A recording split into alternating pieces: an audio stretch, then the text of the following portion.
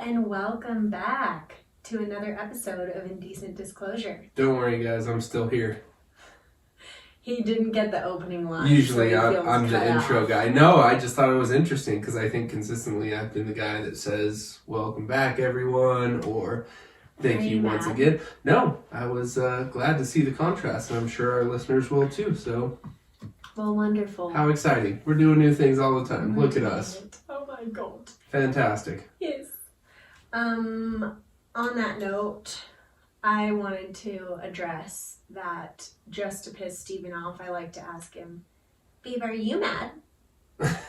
Babe, does it piss you off? Are you mad? Yeah, no. I won't be. I won't be in a mood or like feeling any type of way, and then she'll totally come at me like, Babe, are you mad? It's just great. And then I'm like, well, now I am because you think I am, or I don't know why that gets me. It gets me going for sure. It took about 4 years of me actually thinking he was mad because of his stone cold bitch face. I think that's, yeah. And then realizing he's not mad, but now it's just funny to ask him. Yeah, I think that's what it was, is I was like, why am I always being like pinned down to this like upset, postured position where I'm like, no, I'm not mad. Like, what? Where does that come from? Like, I don't know, where does it come from? And then now she got to the point where she just knows that if she knows when she can catch me off guard with it too, so it's not even like she'll just throw it in casually when I'm aware. She's like coming at me real discreetly with it, like, Babe, are you mad? I'm like, what the? Oh, you got me. I see what you're trying to do there. Yeah, I don't know what it is about that, because I totally won't be in a mood or something, and then the second I'm asked if I'm mad, I'm like, well, now I am. I don't know. Yeah, that's that. Maybe I'm just putting off bitch vibes. I don't know. You are. Maybe that's what upsets me, is that I think that I'm putting off those vibes when somebody asks me that, when really the whole time I didn't think I was. So. Yeah. So, I don't know. So, like, you're perceiving yourself as sitting there like this cute little smiley fucker. I'm just comfortable and happy. Everyone else is like, Jesus. What's his problem? Yeah. I'm like, fuck off. Like, what's your problem? No, I'm not upset. I mean, you do have, what is it, RBF? Yeah, the resting real bitch bad. face. That's for sure. That's well, tell us what's new, honey pie. We've been doing a lot of new things. You guys have been, if you've been keeping up, you've been hearing about it. But yeah, all kinds of fun stuff. Now you can see my resting bitch face on YouTube. So I always think about, like, are we talking about the same things too much or repeating ourselves too much? But then I also think, what about all the people who are just now listening for the first time, or they hear this episode for the first time? 'Cause you got to figure, like, when you listen to a radio show and you just flip to the channel and they repeat something, you got to think maybe people just flipped to the channel and they repeated it for those people, right? Just in case people miss the message. So, yeah, all the other things we got going on with the YouTube channel, and yeah, just a lot of, yeah, I guess that's it. I don't know. You don't have anything to add about your personal life or well, I personally have a lot of new things going on, a lot of new projects, new jobs. I actually just had a really good friend of ours redesign our business logo, so I'll be coming out with new business cards, new business logo, truck decals, all that stuff. So that's super exciting because I'm getting ready to plaster. Shout out to Carl. Yeah, and maybe we'll plug her a little bit later. But yeah, so that was exciting because I got to kind of be creative and sit down and kind of design our business logo.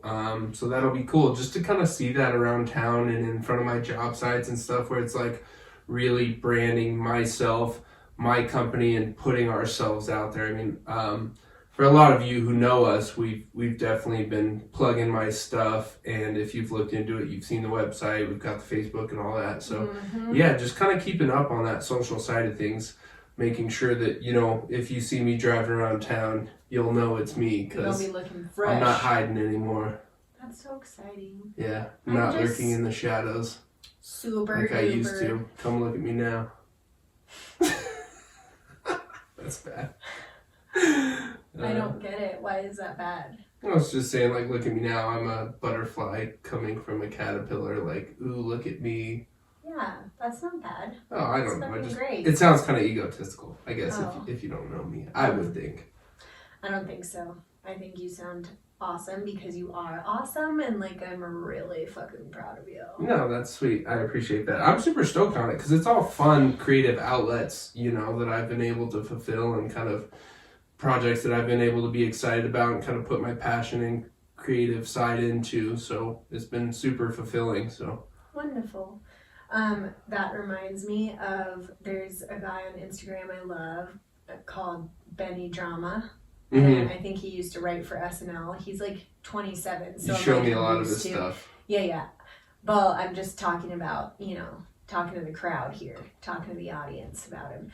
But yes, I fucking love Benny Drama. He is absolutely hysterical and he is on point with his bits. Like, he really knows what the fuck he's doing. And there's one I watched recently, like, about the ride or die girlfriend. And I feel like I resonated so hard. Yeah, my boyfriend is, like, doing so many cool things right now. I'm so proud of him. Babe, tell them what you're doing. Babe, that was seriously, a good one. show them your muscles, babe. Yeah. Honestly, did you show them your new logo, though? Because it is so sick. Yeah. Like, and he got it at a discounted rate. Because, like, he's just so cool and everyone loves him. No, that's, like, I just absolutely feel like I fit into that ride or die category. And I find myself talking about you so much to other people that I actually get annoyed about it sometimes. Where I go, oh, in my mind, I'm like, shut the F up for 1 second. Like, just try not to, I'll, like, play a game with myself where I'm like, try for 1 hour to not mention Steven's name in everything you're doing. That's sweet. Yeah, I know you're not out there all day talking about me. I doubt my name comes out of your mouth one fucking time. Well, the only people I deal with on a daily basis are my employees and clients, and neither one of them needs any knowing into our personal side of things because I'm purely, dealing with my clients know professional everything side about you. of things. Yeah, you're very close with your clients, though. I keep my business and my personal life very separate. I have to. I'm dealing with clients who want to pay me large sums of money to do top quality work, and if I tell them, about my personal life, they might think otherwise. Yeah. No, I get that. I agree with you. Like, there's just certain things you don't need to discuss at an actual job. I definitely make sure to plug my girlfriend when it's appropriate. People know how legit you are. Anytime it comes up, it's the same. I know, you're a sweetheart. I overhear you when we're out with friends. You can't stop talking about me. Yeah. I'm like, Jesus, shut up. And I'm like the loudest talker in the room when we're out, so everybody knows. That's true. Well, you can't help it. You're a big man, so that means you have bigger features. You I have bigger lungs. You have bigger vocal cords. Those bitches be rubbing hard. I'm just putting them to work. Yeah, it's average for me. They are singing. Singing your name. That's right. How much do you love me? I just want to know. Just like a real quick. Is this throw it in. a trick question? Well, I already overthought it, so I can't answer authentically now. I have a specific... A lot? I have a very specific form of love that I want to ask you about. Okay. What is the minimum amount of money you would accept for me to fuck someone else? We heard this recently, and I honestly thought about it, and even then I didn't come up with an answer, because this is a fucked up question. Yeah, it is, but it's also... I feel it. So bring it on. I just feel like there's some things you just can't win, and so you have to be okay with just like letting it go. This is one thing I don't want to answer because I feel like it's maybe a lose-lose, because if I go super high, you're going to be like, really? Well, just go with what your gut says, and then we can discuss it. It's a trap. This is a fucking trap. It is a trap. It's a hilarious trap. Oh, God. Also, too, I feel like if you're a super cheap person, it might not be reflective of you necessarily, but more so of me, because if I were super cheap and was like, yeah, money's money. Right. Then that would be bad. also. Are you going to answer it, or are you just going to talk? I might just dance around the question like this a little bit because I'm kind of not sure. Okay, well, let's break it down. I don't want We've to talked about this before with each other alone, and you answered it, so it's bullshit that you don't have an answer. I don't remember my answer. It was a long time ago, but I know you answered it. And you must have been bluffing because you were like, fuck yeah, I would do that. I would let you do that for that amount of money. Because we were watching Californication, and like, remember? Stu. Stu wants to fuck Marcy for $1 million. Yep. And let me just say this: I would take $1 million for sure. Okay. $1 million. I'd take $1 million. Okay. Yep. I mean, and you wouldn't get mad at me for doing it. No. Because I'd do it for $1 million. Yeah. No, I'd be happy. Okay, cool. We're on. Look at that. See how easy it is. You're such an overthinker. So I like to think about what we would do with that money too, because I think we're both really on the same page with like. Then what would we do? You know, we invest in real estate. You pay off the house, pay off, any other bills or debts, and then go invest in some real estate, and then absolutely, just buy a nice meal, and then you're like 10 years ahead at that point. Yeah. So then just chill. I think I would accept the same for you, but it would make it a lot easier if it was someone I wasn't threatened by. That's sure. Somebody you didn't know personally too, or that you wouldn't really have to deal with in the future, because then that kind of muddles the relationship also. Like, I wouldn't want you to go fuck a sugar mama that's going to give us $1 million when you're like, well, I could just be with this hot sugar mama and have more than $1 million. So bye. Yeah, no, it's not about the money for me, to be honest. Oh, it's about the sex? No, our relationship. Oh. So the sugar mama wouldn't be like a thing. I'm not like, if I wanted a sugar mama, I would just go move to LA and try and just like hunt down a sugar mama or something. You could do it. Of all people, you could do it. So that's what I'm saying. Like, if that was my priority, I feel like I would just be okay with living kind of slummy in like LA until I found somebody, because surely it's a possibility. Yeah. Or like Miami or something, Yeah. You just gotta go live off other people. Shorter. Yeah. I'd have to be a little more clean kept than I am currently, or consistently. I mean, I don't know. I think you might need to get a few tattoos. I could work for me. Shave your beard, look a little younger, because that's the thing. Without your beard, grow out my hair super long and just kind of have that vibe. Man bun. I'm super chill vibe. Yeah. Not even man bun, just full length, let down hair. That's a little rock star. Is that 290s? 2 mid-90s? It's a little. I already early have 2000s. Mine. That's what it is. Oh, the careless vibe. You can't vibe. Be grungy like that. Well, maybe I'd learn to surf just so I had like the balance of that kind of vibe. Okay. Yeah. I don't picture it. I don't know. Maybe I'm just thinking like surf bum now. Yeah. No, I think you gotta go with the clean-cut, young-looking boy that a true cougar can dig her claws. I'd probably have to start exercising or working out. Yeah. I feel like cougars probably don't want younger dudes with dad bods. That seems like opposite of what they're attempting to go for. They want all young boy. Yeah. There's some real freaks out there in that regard. That's so true. I just picture Samantha and what's her name from Sex and the City? Her boyfriend? Smith Jared. That's, No, I picture them too for sure. Formerly Jerry Jared. And then he had long hair at the beginning of the relationship, so maybe that's where I went. Yeah. Oh, does that excite you? Do you want to role play later? Oh. I'll be Samantha. Call me Smith Jared. I thought you said call me Samantha Jared. I was like, wait, I'm getting really mixed up here. What is going on? Are you Samantha? Am I Samantha? We're not switching roles later. Who's doing what here? We'll stick to our current roles in that. Okay, well, as you know, Stephen and listeners, one day we will switch roles. Just for one night. Yeah, unless you decide you like it. I have that to look forward to. We already laid out the vision, so surely it's going to come to fruition. That's just kind of the way we work things around here. So when you lay out the vision, it comes to fruition. Yeah. When you lay out the vision, there you go. It comes to fruition. It's the other thing we do around here is make songs out of catchy quotes. Yeah. What else would we do with our fucking time? Huh? Yeah, another thing we do with our spare time is definitely watch good movies, shows. We've been catching up on those, as you guys know. Yeah, catching up. Well, yeah, I mean, on some of them, it's rewatching even, so. Okay, well, are you going to tell us about something you didn't say last week?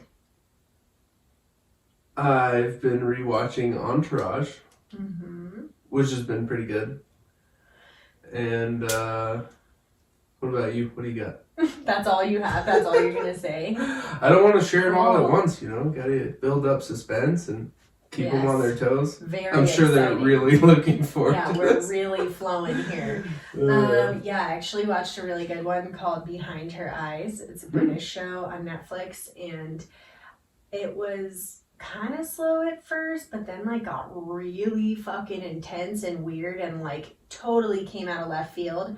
I feel like I'm pretty good at predicting shit when it comes to shows. Like I can typically go, I see where this is going, and like even if it's kind of the plot twist is like pretty twisty, I can figure it out. Yeah. I had no fucking clue where this one was going, and it is kind of slow at first, which is why I didn't want to watch it with you, because I knew you'd be like, bah. I struggle, if it's not like jumping off to a dramatic it gets good pretty quick. Start. It's not one of those. Did you like that? Like the plot twisted a lot, or were you like, "What the fuck is happening"? No, I loved it. Anything that has a little bit of a soap opera spin on it, I'm into. Yeah, I love that shit. Jane the Virgin. I mean, that was obviously that was a pretty good one. That was an actual telenovela. Yeah, I like that they all. I like that they played on that being a telenovela and kind of joked around that. That was a good one. I actually like that drama.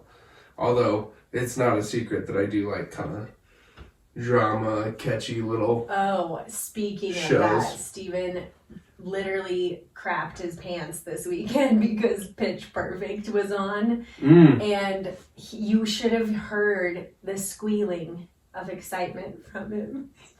I don't recall.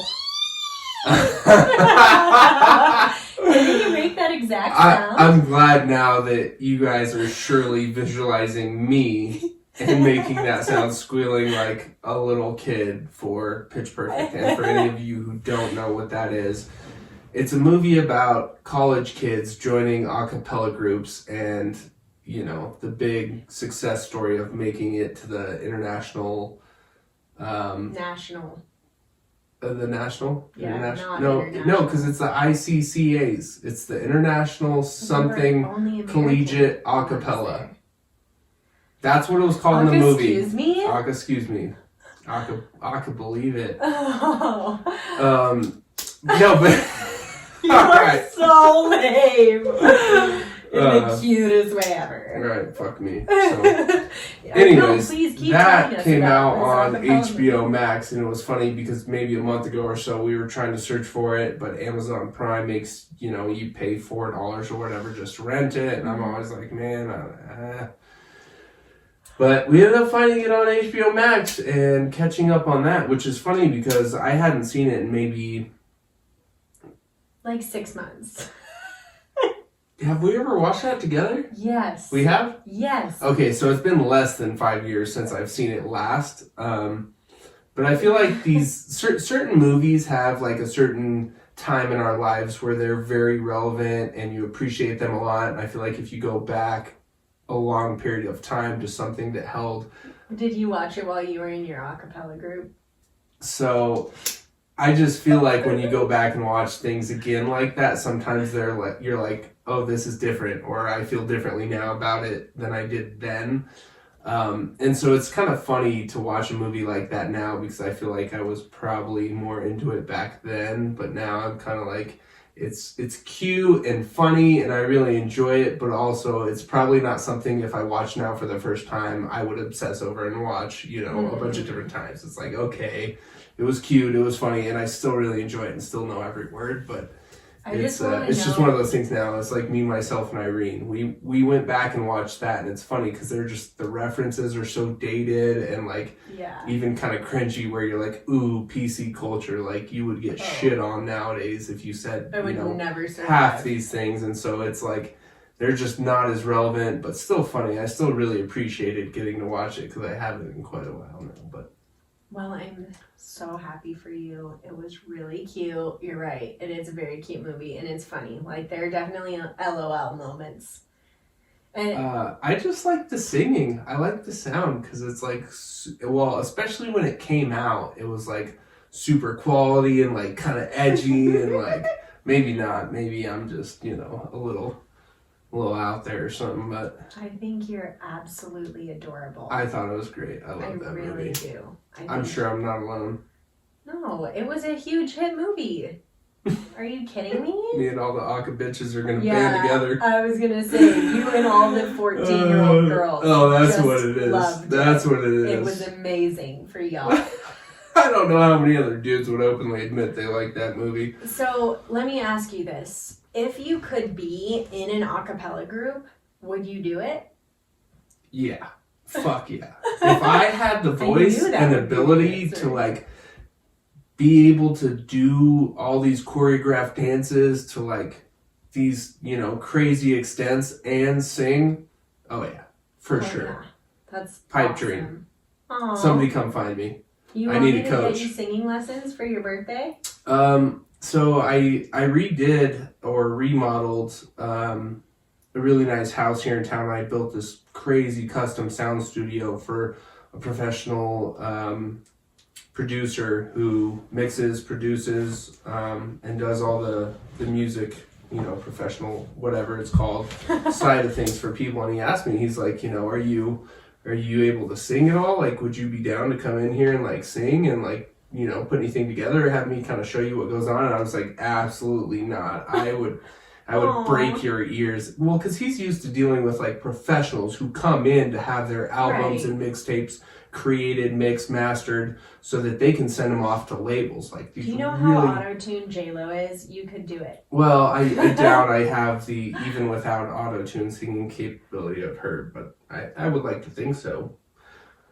But yeah, so he asked me, would you be down to come in here, try it out, and like, see how it goes? I told him just outright no. You've seen my construction, it's great, I don't want to try and start singing for you and you have to hate me for having to suffer through listening to all of that. Actually makes me sad for you and for me because we both really love music, and I think both of us really would love to be great singers and musical performers, but neither of us really have the voice for it. So you've got a great voice, and she's got meditations and stuff on YouTube that are like super entrancing, so check those out if you're ever interested. But like when she sings to it, like when she does yoga on the lawn and she's telling everybody kind of what to do, or does any of the chants at sound meditations and singing, she's got a super great voice. So I think she's just being humble. I think I'm being honest.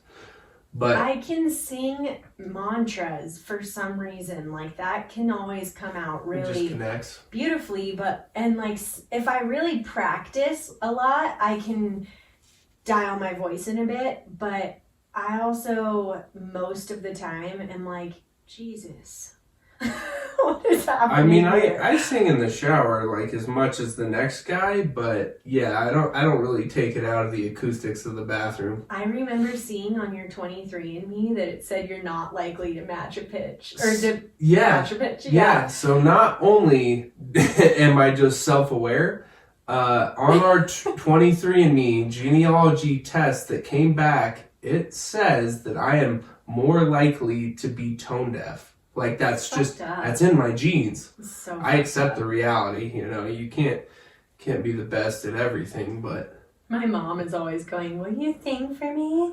And I'm like, what, right here, right now? Just no, bitch, I'm hungover. She's like, well, don't get mad at me. I'm like, I'm literally sitting here on your couch, hungover, stoned, like, I don't want to sing right now. Trying to chill. She's like, well, I'm just being your mom, and I just want to hear your voice. I know, and I'm like, you're so sweet, and then we leave, and I'm like, God, I'm such an asshole, but at the same time, I really did feel that way. It's hard when you're put on the spot. I'm like, what do you want me to do? Stand up and start, singing an opera? Or she's like, I have a karaoke machine right here. Literally, will drag, like, all of a sudden a fucking microphone pops up in my face. Yeah, what do you want to play? You want to sing it? No. It just has to come naturally after 10 shots of whiskey or tequila, like happens at karaoke bars. That's when you're a great singer, after you don't remember singing. I think I am at my best singing in a yogic or meditative setting. I feel like drunk I would just be like, oh yeah, la la la la. That's me. 100%. I would just be yelling, That's into the when mic. I'm the best at my singing, but that's also when I don't care it and when I don't end up remembering it, so it works. There you go. And then other people get to enjoy it, and they're surely on that level, so it doesn't matter. That's why drinking and karaoke go hand in hand. Amarillo by morning. That's a good one. Me and all my buddies like to get drunk and just hammer out the country ballads. Yeah, those country ballads really are the way to go. I feel like anybody can just nail those at karaoke because it gets everybody in the vibe, just that slow going, heavy weighted, deep kind of. Whoa, slow going, heavy weighted, deep. Yeah. Wow. Those. That is some very serious accusations to the country genre. Just the ballads, the ones that get you in your feels. Get me another ballad. Amarillo by Morning, and what else we got? I don't know. I would have to look up Brooks and Dunn, Neon Moon. Yeah. Oasis, or not Oasis.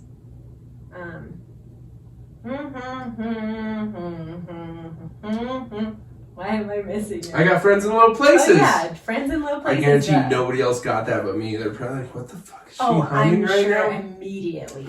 I don't know. I that was a stretch for me. I was reaching for that one, but I feel like I read your mind more than look at us. Look at us. Just always reading your mind. Yeah, I feel like I was just reading your mind more than I was reading the humming. Yeah. Pretty soon we're going to have to start putting tinfoil on our heads when we're around each other. Well, when we're playing board games together, like if we played Battleship, we would definitely have to put some tinfoil on our heads. When we're against each other? Yeah, because you and I I'd look in your eyes and start reading B2. What do you think is the opposite Sunk your of battleship. That? The opposite of putting tinfoil on our heads and playing Battleship? To make it more communicative telepathically. Probably prolonged eye contact.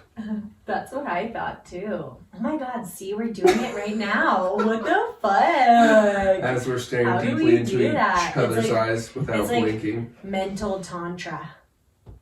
I feel like, you kind of... Don't look away. You kind of reach into people's souls and their emotions and into their head when you look deeply in their eyes for prolonged or extended periods of time. That's true. I only want to do this with you. Anyone else, I feel extremely uncomfortable. Yeah, it works for us. We can definitely. Well, as I stare away awkwardly. Do you ever talk with certain people and they won't let go of eye contact with you, and it's like, okay, you're making me feel really weird. At first, I think, okay, is there too much eye contact going on? But then I'm like, no, if you want to just stare and look at each other in the eye while we talk the whole time, let's do it. It's kind of exciting. I can think of a couple people right now that happens with, and I can find myself getting all shifty and looking away and being and I don't know what it is. The only thing I can recognize that maybe why it makes me uncomfortable, it kind of makes me feel like I'm back in therapy, and I had some not fun times in therapy in high school, and I just feel like it's that thing where they're trying to find what you're what your truth is inside, or I don't know what their fucking tactic is, but I don't like it. And so when people just stare at me with no blinking and they're like, just looking deep into my eyes, and then I get in my head about it. So while I'm talking to them, I'm like, look at them in the eyes, Holly. Don't be weird. Don't be shifty. They're going to think you're lying. They're going to think you're insecure. Yeah. They're going to think all these things. And then, so I'm like having this whole frantic conversation in my head while just trying to lock eyes. I feel like that's stuff you definitely consider when you're having a deep conversation or just any conversation where, you know, somebody's like really got a healthy amount of eye contact. I feel like there is a healthy amount, like a healthy balance. But yeah, I feel like you shouldn't be looking away or getting shifty with your eyes where you're kind of dodging their glance because maybe you think it's too much. I think you really, like, if somebody's into it, just fully, let it ride. fully get into it. I feel like people almost appreciate that. Like, it's kind of endearing when you have, like, a whole lot of eye contact. Trust me, I try to do it. Like, if people are doing it to me and I trust them, like, but if some fucking guy at the bar is like, yeah, look at me, look at me, look at me. I don't like that. No. I think that's pretty clear. Yeah. But also, this is coming from the chick who, like, when we had a couple of our guy friends over this weekend, and both of them at different times, like, we were hugging and talking, you know, the old drunk hug talk. Mm-hmm. Both of them at different times hugged me for, like, a literal 5-minute hug. Like, we had a full conversation in a really tight embrace, and I tried to pull away a couple times, like, with both of them, and they, like, just did the, like, you ain't going nowhere, and, like, held me closer, and we're talking in my ear, and I'm talking in their ear back. We can't see each other, but we're just hugging tightly, and I had to just finally give in, you know? Yeah. I was like, okay, this is how it's going to be for who knows how long. And it lasted for a long time. But I was very okay with it. I just gave in because I love them and I was comfortable. Now, if someone I didn't know well tried to do that to me, I would knee them in the crotch. So I think when that happens, sometimes either people can sense that maybe you need that or they need that, and you really have to just like be there for them and let them kind of, you know, fulfill their emotional cup with your love and compassion. And what's funny about our friends in particular is it would be no different for them to do it to me. In fact, I experienced the same thing that night. I'm sure you did. Where it's, totally like a loving but extended Steven and I were both more embrace with them than we were with each other the whole night. It's just those kind of people that you just love and want to be around, and physically, you know, I think there's a stigma around men embracing each other like that and really like feeling something from it. But all of my friends are very fulfilling in that way, that they're not afraid of physical contact or showing love and affection in a physical way towards another male, which is nice, because I don't think you should be limited on the gender of the person that you get your physical affection from. Absolutely and so not. Our friends are definitely great in that way, but yeah, it's definitely funny when you're like, okay, and they're like, no, not yet. I actually want to say though that it was a bonding moment with both people, and I loved it. So I know that if they hear this, Tommy and Mike, you're gonna be like, what? They like it. Yeah, no, they won't care. They won't care. It's about a sweet embrace. That they're going to be like, oh, shut up, Holly. We did just speak of them very lovingly. Yeah, they're going to be like, Holly, you loved my hug. I'm like, I did fucking love your hugs, okay? I loved them, every single bit of them. And you know what? Embracing like that is like an incredible way to release oxytocin. And oxytocin is so good for you. Maybe we should make it like a new TikTok challenge where you see how long you can extend like a hug towards your friends, or like if you're not like physical with your family or something, go hug your dad for just like 10 seconds and see what they do. Yeah, just make them stay. See if you can make people uncomfortable, or just start with like a prolonged eye contact TikTok where you just yell somebody's name and then just see how long you can catch a glance with them before they try and get dodgy or look away. It's kind of like when you see what your dog does when you stick your hand out, if they'll put their head in your hand or whatever they do. it's kind of like we need to get the visual on the uncomfortable person's face and let them like, we need to get the visual of when they melt into the oxytocin, you know, like when it hits, be like, boom, when the oxytocin hits. And then you just watch their face finally like, when they stop fighting it. Yeah. That's funny. I love a solid hug. It's funny because like, okay, sorry to keep going on about it. I was so comfortable with them doing it, but like I had to laugh in my head because it reminded me of what I don't so much appreciate, like at a festival, or like, you know, when people are fucked up on drugs. Yeah, when something else is involved and you know it's not entirely them. Right, and someone hugs you super deeply and you're like, okay, I met you as a 4th degree friend, you know, at the porta potties, and I'm really not feeling this vibe. And they're like, no, I think what heart it is, hug, is heart hug. is like, I'm just not as high as you is all. Like, I respect and support your position, been there, totally down for it. I'm just not on that level. I just sometimes don't, it's like, I get real weird about my energy. And I'm like, if I'm not vibing with you like exactly the way I need to be, I feel a little succubus type thing. Where I get all, don't take my fucking energy from me. It's hard to force yourself to be on their level just to do it for them so they feel good or feel like, you know, you're reciprocating when in reality you're working extra hard to perform at that level. All right, y'all. We're going to take a quick break and we will be right back. All right. Waiting for us through that. I hope it didn't put you guys off the whole rest of the episode. I'm sure it was disastrous. Yeah, good old ads, right? It's alright. It's the beauty of the beast. We get to luckily share a bunch of our airtime with good friends and other people. So, on that note, if there is anybody else who does want to add with us, just pop us a quick DM and we'll be sure to get you plugged. Yeah, we'll plug you. Yeah, for sure. That sounds dirty. We'll plug you.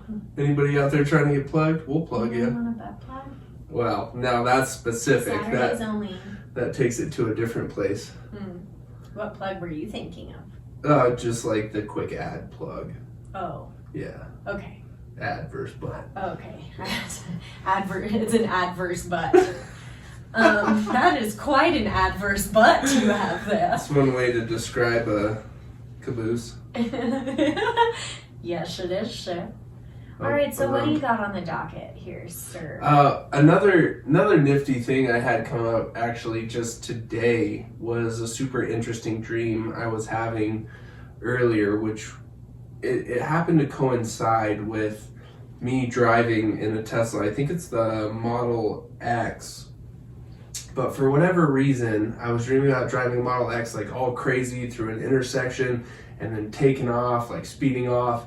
And then just a little bit after I'd gotten to my job site, kind of gotten things going, moving, got all the lights on, radio, got the guys lined out, I was leaving to go get some more material. And I pull up to an intersection and it was so weird, like very surreal and almost dreamlike, where two Teslas were pulling in, coming from opposite directions into the same turning area, like into a whole hotel parking lot, and then one Tesla, all Model X's, one Tesla of a different color was pulling out.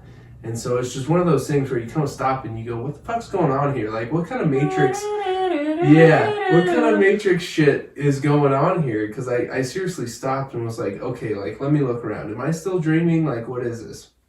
It was just one of those weird synchronicities where I was super confused about what was going on. And like, because your dreams are very detailed when you're in them, but when you're awake, they're really hard to describe, and like you can't really put it into context. But this was a moment where I'm like, am I on the Truman Show? Like, it was very like, it seemed organized and coordinated, where I'm like, this is like some glitch in the Matrix, because it was like very similar intersection where I was positioned before, and then two of these Tesla Model X's, both coming from different directions, turned into the same driving lane, He told us. going one way, and then one of a different. It was strange. And then also today after that, I saw like 3 more in like the same trip. That is really weird. So I don't know if this is now just like a Inside Tesla ad, and we're Right. just making it real big now because Tesla is our next ad, guys. So just kidding. No, it was just really weird. That is weird. And also, I think when you have dreams like that, where like you said, the moment you kind of re-experienced, it was on that today, it felt very surreal. It's like, okay, to someone outside of yourself, oh, you saw some Teslas, cool, Right. you dreamt about a Tesla. Right. Like, it doesn't sound that crazy, but it's almost the feeling you embody when you have that, like, deja vu type moment. That's what's so trippy about it and what's so hard to explain. Am I right? Right. Yeah, because it was like kind of a deja vu thing. It wasn't exactly like deja vu, but it was kind of that just synchronicity where you stop and double check your surroundings because you experience something like that. You're like, well, maybe this isn't just average or ordinary. Maybe there's some other things going on behind the scenes that we don't necessarily see. The universe telling you you're in alignment, or what do you think was going on there? I'm not entirely sure, but I mean, I felt great all day. Like I was really happy and stoked on what's going on, all the different things I have going on. It's been kind of crazy lately with like work. When it rains, it pours, but I've definitely been appreciating like all the moments along the way. And yeah, I don't know if it was just like a, hey, stop, take a second, look around, smell the roses, while you're in the middle of this, or what it was. I mean, some people don't believe in, or they only believe in coincidences, and there's no such thing as, synchronicities or greater things going on than meets the eye. But it was definitely a moment that just made me kind of stop and reflect. I just thought it was super interesting. I love that. Yeah. I think you're right. I feel like that's a great way to look at it, but it was just the universe saying like, stop, take a moment, understand that you are in alignment and you're exactly where you're supposed to be, and this is a weird little thing for you to recognize that. Yeah. That it's almost like that's the point. I don't care what the symbol is, but that's the point. There's a lot of, complex things going on around you, but look at how they're all kind of working for you. Like, find your place and make your play. That's so cool. It was neat. I also had some other really fucking weird dreams that I won't dare try and describe because, like I said, you can't always put them into context, but... One of my friends had a dream one time that her dad was sewing her butthole shut with her own hands.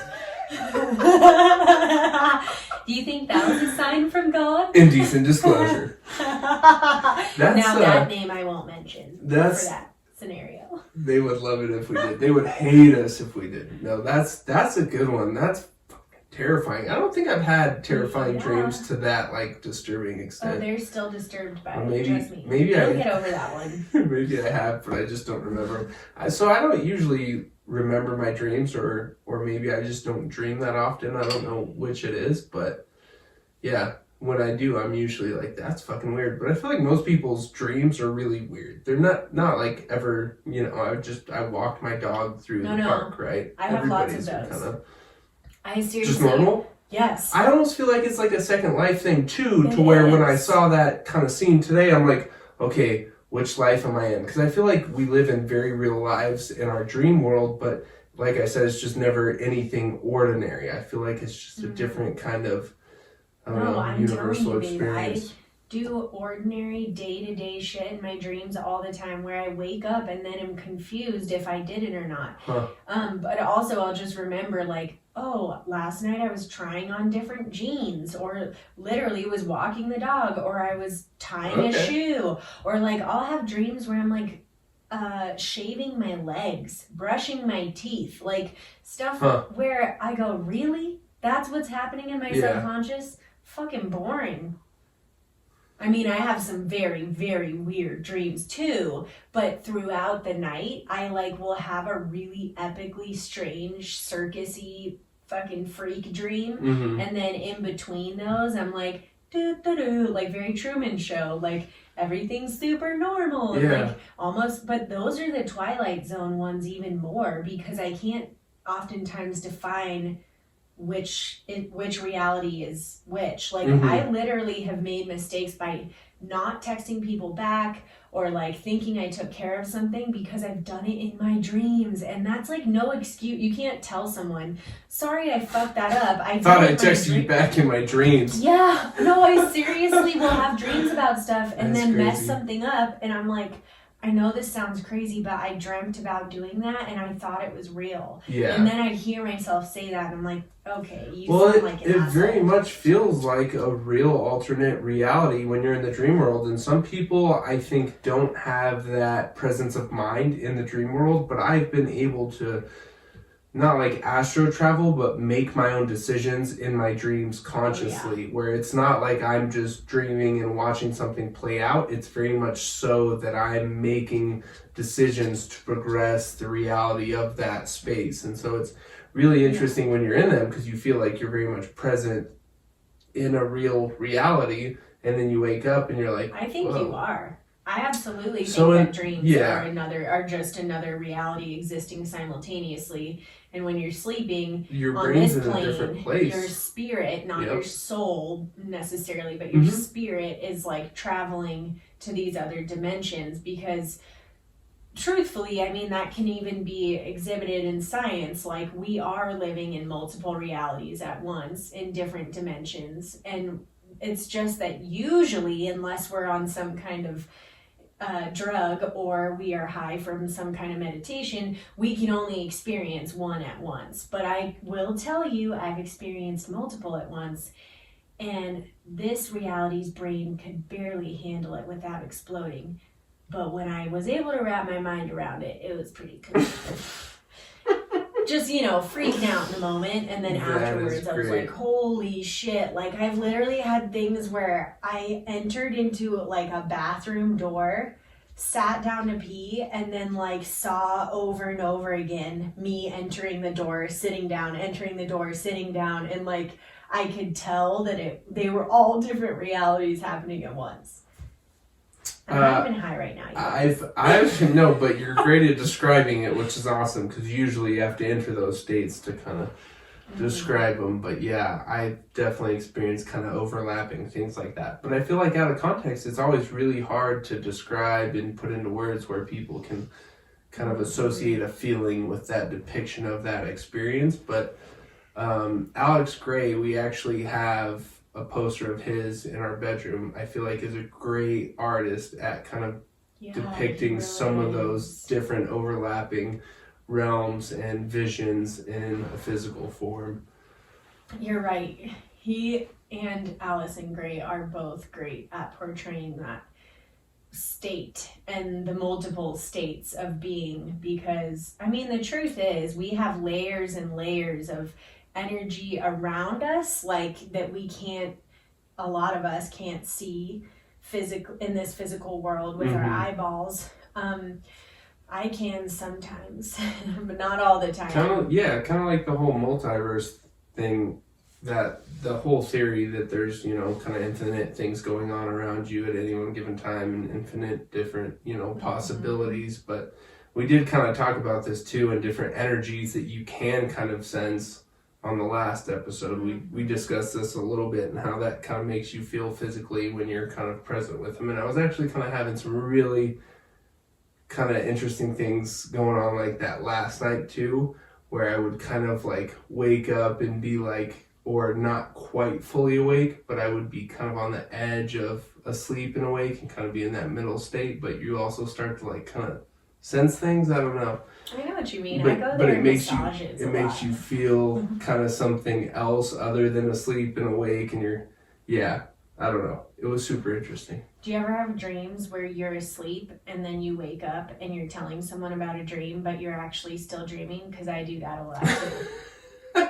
I do. I will like wake up in a dream, get out of bed, be telling you, for instance, in my dream, like, babe, I had the craziest fucking dream last night, tell you in detail about it, and then go, I'm in a dream. Like, because I too have very lucid dreams, and I'm able to usually recognize, like, okay, you're in a dream, And even if they're really cool, I'll be able to tell myself, remember this one detail, and the rest of the dream will come to you. So I'll wake up in the morning and go, okay, red shirt, and then the rest of the dream will unfold. So that's funny, because now when you start telling me about one of your dreams, I'm going to think, are we dreaming? Are we dreaming?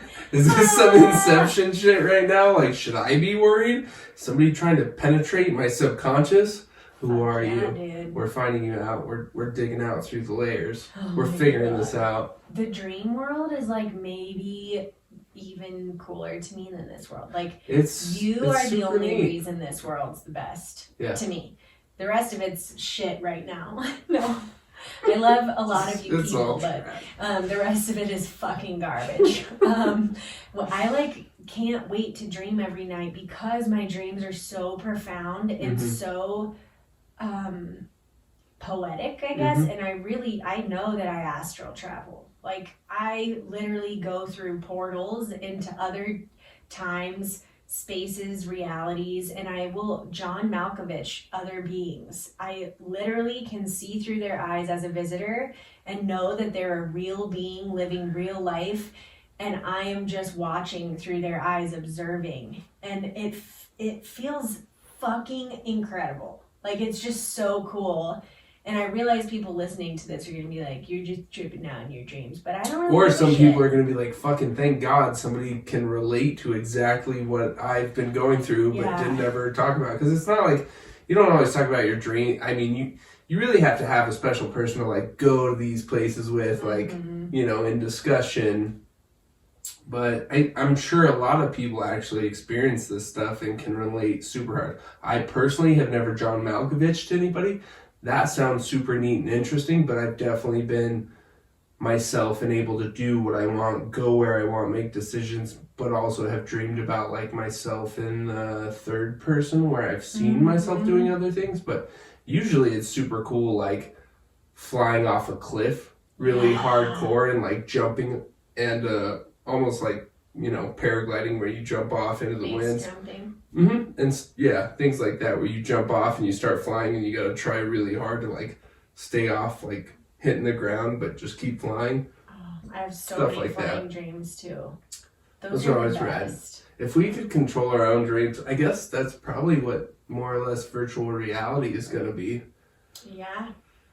Just the ability to see things in full form physically, but not it be necessarily this reality. I think it's already there. Yeah. I've never had a VR experience. Have you? I haven't yet, but I've heard a couple of my friends talk about it more and more because it's definitely becoming more and more relevant. And they're like, you can control things just by looking at things once you put on a headset. Like, you can just look at something like it freaks me out. Like in home screen menus, you can just look at something and then like tap your finger to it. What? Yeah, so you can control home. So like if I were to get on my PS4 now, instead of having a controller and looking at it, I can just stand there and just like pick things out. Yeah. One of my friends was telling me it's like this whole infinite white space, but just like the home menu screen is in front of you in this, and you can like walk over and like touch certain, bars and little icons that you can click on and stuff and control it to play different games and stuff. Oh, it's definitely a reality now. That sounds super cool, but it's crazy. Also it freaks me out. Like, I feel like at least in my dreams, I know that it's coming from my own psyche and from my own soul experiences and like my Akashic records. Yeah. And of my different versions of my soul, and like I can relive that, or I know I can go experience that. But for me, the virtual reality thing is a little bit freaky. I don't know. Well, yeah, because who knows where it's gonna get taken and what the possibilities are with it. So I even read something that was really, really strange very recently, that was talking about how they wanted to make VR games with physical repercussions. So if you get like injured in the game, it would actually take a toll on your bodies. That's fucked up. So Why would they want to do because that? It's VR. It's the possibility of, the future experience with technology. Like everybody's just because we could doesn't mean that we should, but like humans have always done that. They've always pushed the boundary to see how far we can go, and this just is a potential of the future now. It's our potential reality. Okay, but I don't agree with it. Right. Just saying. I don't think you do. To me though, it's like, okay, so that just seems pointless, because isn't the point of doing a virtual reality thing like that, like Westworld, for instance, that if you get shot in Westworld, you can come back. Just fun. Right. If it turns into that you can die or get hurt anyway, why the fuck do it? Why don't you just go do it in this reality? Envelope, and I think it's just a higher stakes thing.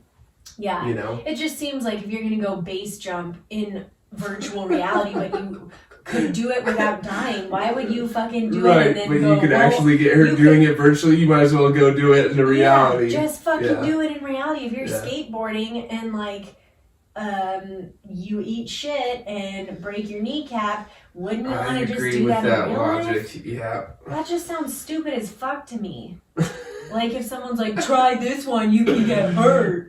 I'm not gonna be like, oh yeah, I opt for that one. That's cool. Yeah. Of course, I want to do the one where there's no consequences.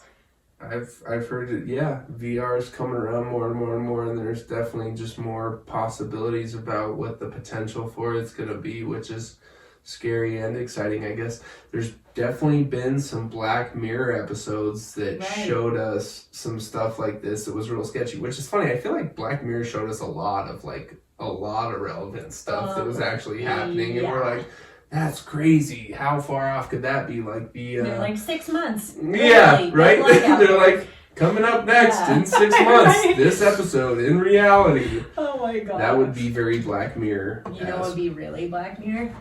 All of the episodes happening at once in this reality.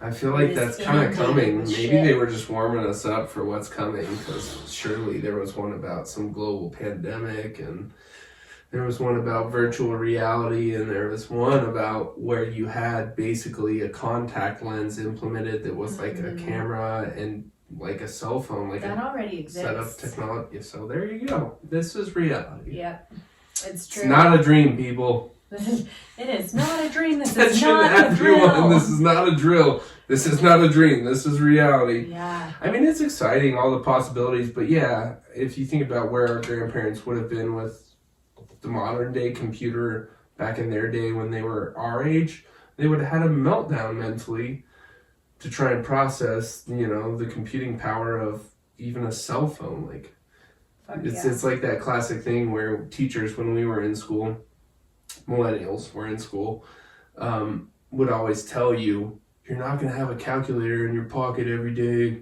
with you wherever you go. And it's like, no, we have like the most I heard something. We literally do. We have more computing power in our pockets on our cell phone than the president did back in 1950. The president of the United States back in 1950 had less computing power and technology than we have. Why does the president because computers didn't exist back then. They were making decisions globally, right? But they were making decisions globally that affected the world with less information at their fingertips than we have in our pockets nowadays. Like, I that's just kind thought of you a meant big like deal. the president had more technology than anyone. No, they had less than we have. Every human being on the almost every human being on the face of the earth now but has they were in their making pocket. like these grandiose decisions with less than we have. Yes. Yeah. They couldn't Google shit. Hey, what's going on in this, place here? What's going on there? They didn't have information at their fingertips like we do now. Even when we were kids, we had to bust out the encyclopedias. When cell phones first came around, what was it? You could text that one phone number. It was like 1-800-WHAT, and you could ask them a question like before Google. Really? Yeah, you would pay like 10 cents per message or something when it first came out. Though. When cell phones first came out. No. Maybe 5 years after they came out. When do you think cell phones first came out? Just curious. Late 90s. Had to be like 90... No, it was early 90s. 98. The first computer didn't come out till like 1994. No. I think that's like a MacBook. Didn't come out till like 94. okay, the first... Or the internet didn't really Right. mainstream. What is a computer without internet? It's like, yes, it computes things, but I guess that would be my reference, would be the actual internet, and computer didn't come out. It wasn't publicly available until like 1994, where in most households you wouldn't be able to get one unless you were like some sort of science center or place that was doing massive calculations with these machines. So I think the most publicly available like computer was probably like 1994. All right, we need to get stats up in here. We need to get a fact checker hardcore. We really do. Speaking of technology, our batteries are like on dead as fuck mode. So you want to end it here, Boo, or you want to put some batteries in? No, I think we should probably get a fact checker and come back and add a tidbit to the end of this episode, but we can do that on our own time and quit wasting your guys. So... So that look, being said, if you had a cell phone before 1998 or whenever the shit Steven thought it came I out, said late 90s. Yeah. So 97, 98, 99. Let me know. I know for a fact my mom had a cell phone, one of those big black, but like not that big, flip ones when I was a little kid in the early 90s. So we should ask Deb. That's who we ask. Mama Deb. I'm going to ask Google, and we're going to debate about this later, but you guys won't get to enjoy it because our batteries are dying. So apparently we've come super far with technology, but not that far yet. Yeah, right? Fucking batteries. And they're polluting the world, too. Jesus. Oh, goodness. Okay. Well, we love you guys so much. I feel really strongly that I am under pressure to beat the clock with the battery situation. Why don't you just cut out while we're talking mid-sentence and, yeah, and that's all you guys get. But as always, please find us on Instagram or YouTube at Indecent Disclosure Podcast. You can email us at indecentdisclosurepod@gmail.com. And just to let you guys know, we are definitely searching for some input from you guys on what you want to hear from us. So please send us over some topics you want to hear. If you have funny stories you want to share anonymously or not, send them over. And we have another segment coming soon that we will be asking for your help on in the coming week on our Instagram. So check that out. This, we'll keep doing it, I guess is what I'm trying to say. We're going to keep sending some vibes out there for help from y'all. So we love you so much, and we will see you next week. Adios. Layers.